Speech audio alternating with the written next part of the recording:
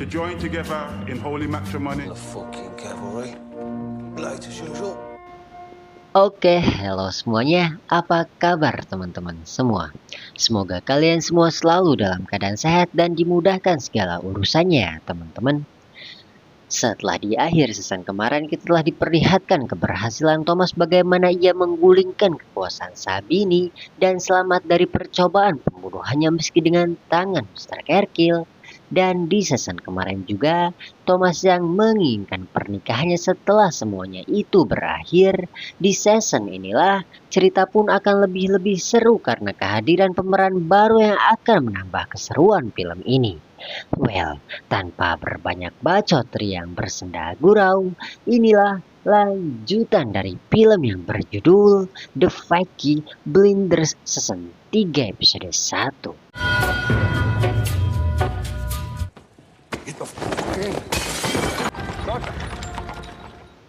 Episode 13 ini dibuka dengan scene memperlihatkan akhir season kemarin akan berakhir. Ketika kita diperlihatkan Thomas yang berhasil diselamatkan anak buah Mr. Kerkil dari ajalnya, yang jelas tidak gratis ya teman-teman.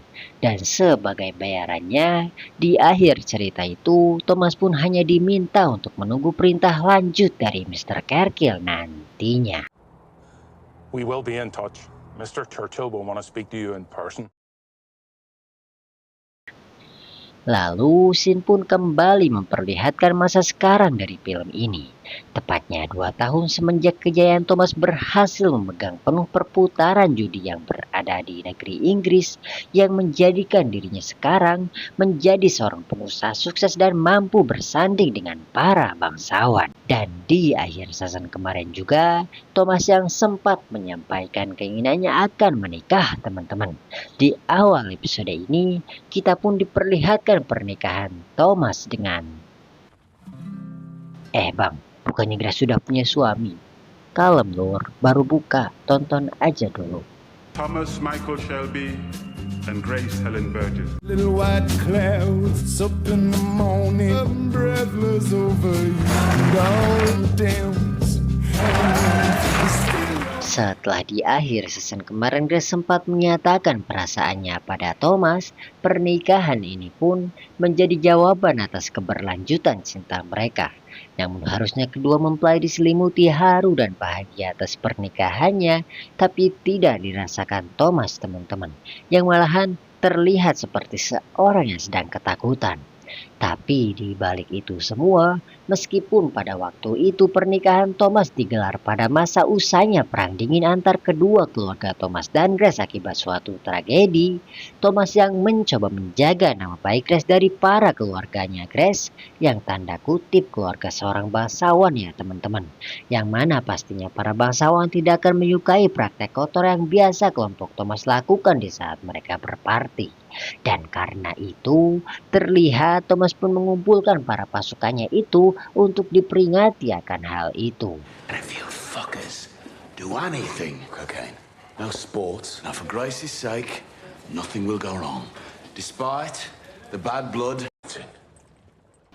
Sampai pada malam harinya saat mereka akan melaksanakan pesta makan malam bersama, Grace yang tak tahan melihat suaminya yang akhir-akhir ini selalu bertingkah seperti seorang yang sedang keliengan alias gelisah gitu teman-teman.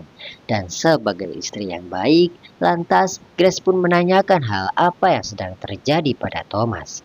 Dan meski awalnya Thomas enggan menceritakan hal itu karena gengsi, tapi nyeletuk sikapnya aneh hanya karena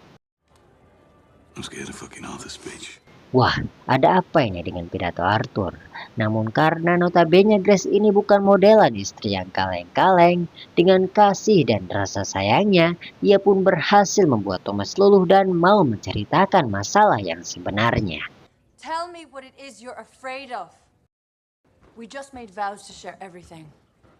Cuman bedanya tanpa bisa kita dengerin dan sempet-sempetnya gitu di saat para tamu menunggu kedatangan mereka ya teman-teman.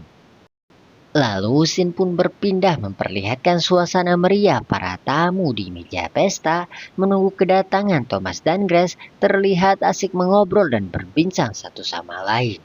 Pun hal itu tidak dirasakan Arthur yang dituntut untuk membawakan pidato yang sudah disiapkan Thomas. Yang untungnya Linda sebagai istri sekaligus sosok penerang jalan bagi Arthur.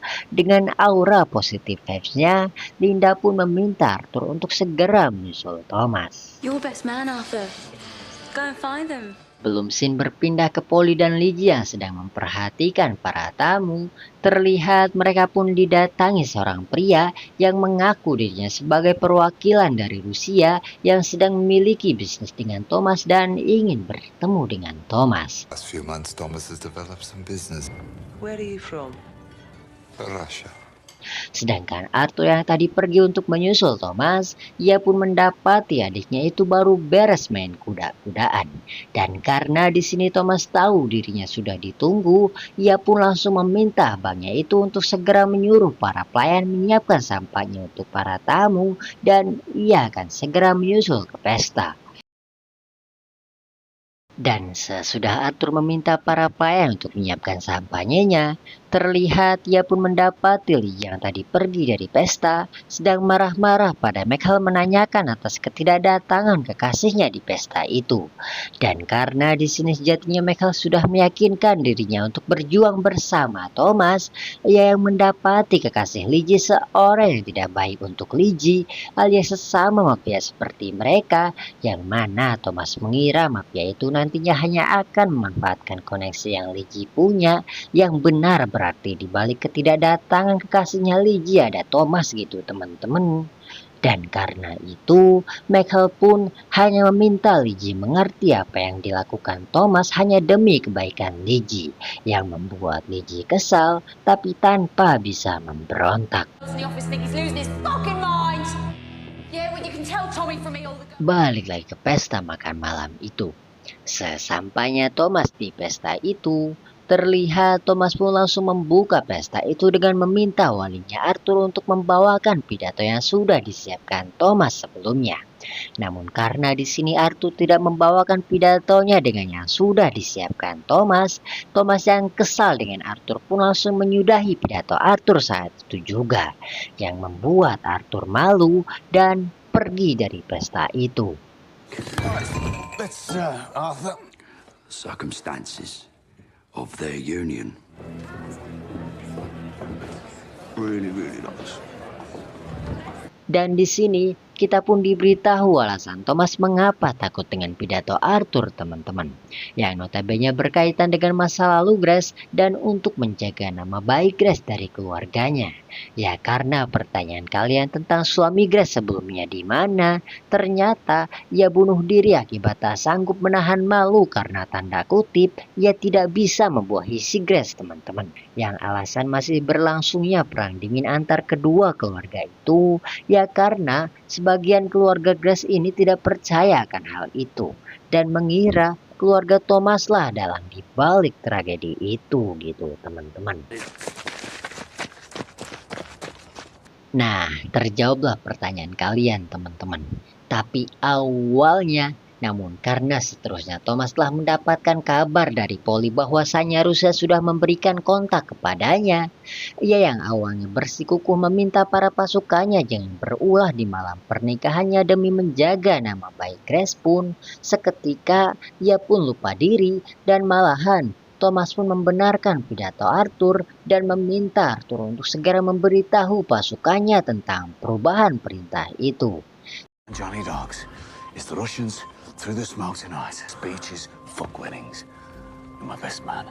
Tommy's done business in the night. He should be just... No racing, no gambling. Yeah, he's changed his mind. Come on, boys. Right place, your bets with me. Dan dari situ kita pun dilihatkan alasan Thomas yang sebenarnya mengapa ia selalu bertingkah seperti seorang yang sedang ketakutan. Yang tiada lain ada urusannya dengan Mr. Kerkil. Seperti yang Mimin katakan, penyelamatan Mr. Kerkil tidak gratis ya teman-teman. Yang mana dijelaskan si Grace setelah tadi ia sempat diceritakan Thomas saat mereka adu mekanik bahwasannya urusan Thomas dengan Rusia hanya sebagai bentuk bertahan hidup yang bisa mereka hasilkan. Let's not forget I used to do this for a living. It's against government policy, so everything must be kept a secret.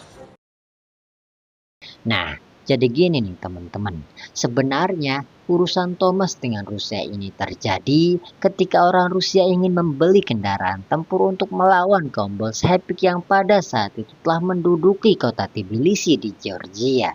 Yang mana Thomas sendiri pun dipaksa mau tidak mau untuk melayani Rusia karena kebijakan pemerintah yang diperantarai langsung oleh Mr. Churchill.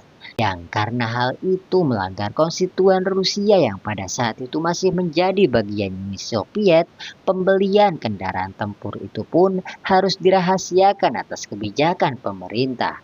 Dan meski hal itu dapat membahayakan dan menyeret Thomas sekeluarga dalam masalah besar, Thomas yang tidak memiliki pilihan lain karena apabila ia menolak juga nantinya sekeluarga ia akan digantung karena emang mau ngelawan juga gak bakal kelawan gitu teman-teman. Ya jadi maksud pernyataan Grace tadi bentuk bertahan hidup yang bisa mereka hasilkan ya karena Thomas sendiri pun terpaksa menerima kontrak itu meski mau tidak mau tapi setidaknya bisa menguntungkan bagi mereka. Dan Thomas pun akan menjalankannya dengan versi Thomas sendiri yang tidak bisa dikendalikan sepenuhnya. Constantine. The code is Constantine. You won't meet him unless you give us the name. Dan setelah orang Rusia itu dimintai kode dan bertemu dengan Thomas, Thomas yang kesal dan sudah kehilangan respect pada orang Rusia itu memulai bisnis pada hari pernikahannya pun masa bodoh saat perwakilan Rusia itu menjelaskan bahayanya musuh-musuh mereka dan lebih memilih tidak percaya dengan langsung menagih uang muka tanda dimulainya kontrak itu. Tapi karena uangnya dikatakan si perwakilan Rusia itu akan dibawakan langsung oleh majikannya, Thomas yang di sini sudah memiliki sangkaan buruk atas kontrak itu yang hanyalah karangan Mr. Churchill belaka. Ya coba bayangin aja gitu teman-teman. Gimana teman-teman gak punya firasat buruk coba saat teman-teman dipaksa melakukan suatu pekerjaan dan kalau teman-teman menolak, teman-teman akan digantung meskipun itu juga ada upahnya kan? Pastilah teman-teman merasa tertekan dan mempunyai sangkaan buruk kepada si pemberi perintah. Dan Thomas yang mengetahui hal itu pun langsung pergi dan meminta John dan si Arthur untuk segera membuat api besar di hutan dan ia akan segera menemui seseorang.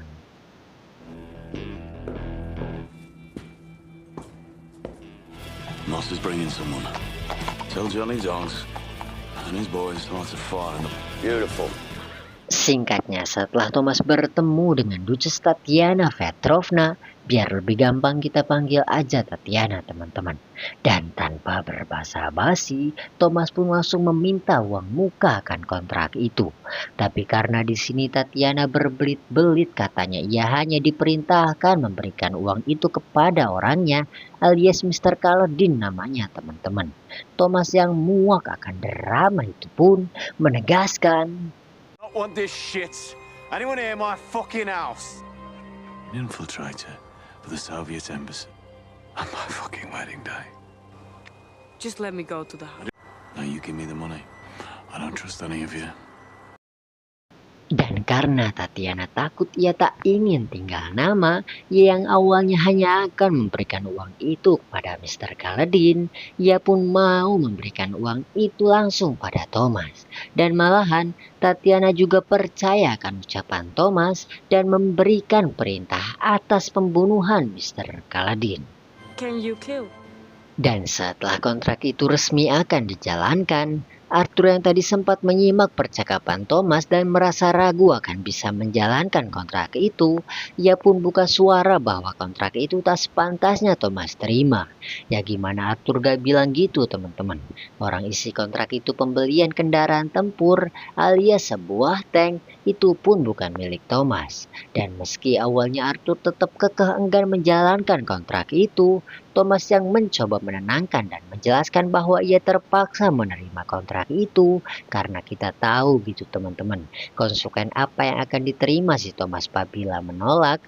Juga di sini Thomas pun menjelaskan alasannya mengapa ia meminta US dollar sebagai uang pembayarannya karena ia tahu dan akan menginvestasikan uang itu untuk jaminan hari tua mereka.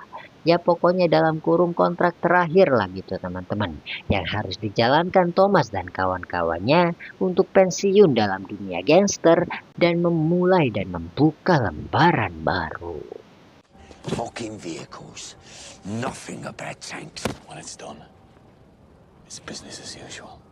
They will see to it that we hang for one of our many sins. And if we refuse, Arthur, if we fucking refuse, including the King, Churchill, and after fucking so. Dan sesudah Arthur mendengar penjelasan Thomas mengapa ia menerima kontrak itu, ia yang sudah diperintahkan Thomas untuk segera membunuh Mr. Kaladin. Terlihat Arthur pun mulai menjalankan perintah itu dengan Thomas yang mencoba mengalihkan perhatian semua orang di rumahnya itu dengan Danny, back time.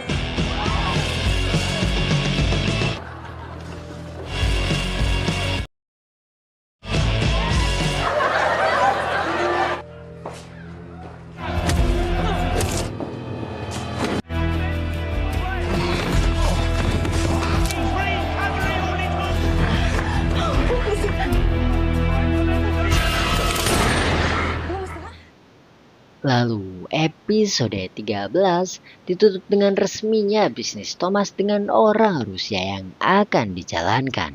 Juga usainya pesta pernikahan Thomas yang berarti Thomas akan kembali bekerja di kotanya Brigham. So, well, gimana menurut teman-teman semua tentang episode 13 ini? Jika ada kritik dan saran yang ingin disampaikan, tuliskan saja di kolom komentar. Dan untuk episode selanjutnya, jangan lupa like, share ke teman-teman, and subscribe. Gue Rizal, sampai bertemu di episode selanjutnya.